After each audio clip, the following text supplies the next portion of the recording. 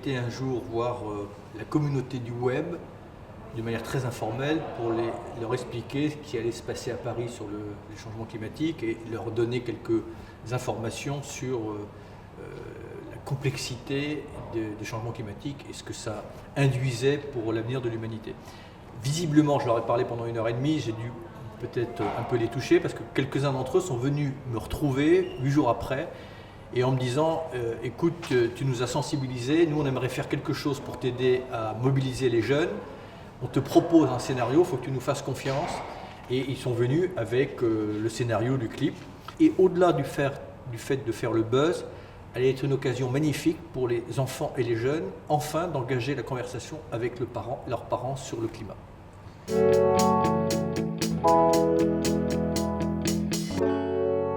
Il faut tout utiliser.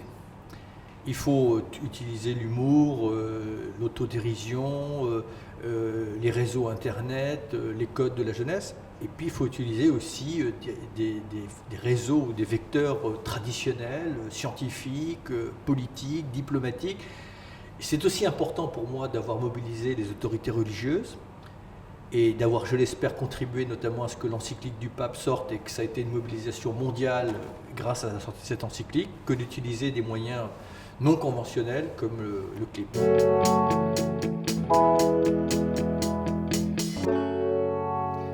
Théoriquement, l'objectif de cette conférence de Paris, c'est que 195 États plus l'Union européenne s'engagent collectivement, chacun avec des engagements nationaux, et que la somme de ces engagements permette de limiter les changements climatiques dans le siècle à 2 degrés d'élévation de température par rapport à l'ère pré-industrielle, tout simplement parce que si on franchit ces 2 degrés, nous rentrons dans un phénomène irréversible qu'on ne pourra plus maîtriser.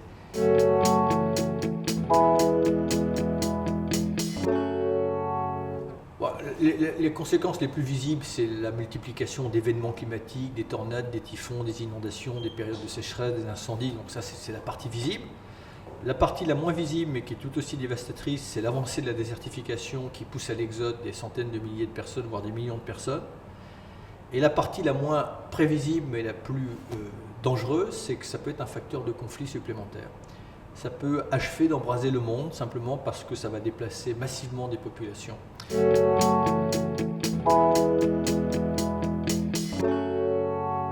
Et le message que l'on lance dans cette pétition aux chefs d'État, c'est de dire arrêtez de parler, agissez. Et on sait ce qu'il faut faire pour agir. Et d'ailleurs, dans cette pétition, on a recensé 10 mesures indispensables si on veut être crédible pour lutter contre les changements climatiques et leurs conséquences. Donc c'est simplement que les citoyens, au-delà de leurs différences idéologiques, géographiques, économiques, s'expriment collectivement.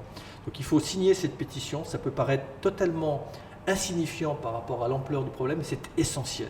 Voilà, essentiel que les peuples fassent entendre leur voix. Donc, et ça prend quelques secondes, vous signez la pétition, et si on peut être plusieurs millions avant la conférence de Paris, ça donnera, j'espère, un peu de courage aux chefs d'État.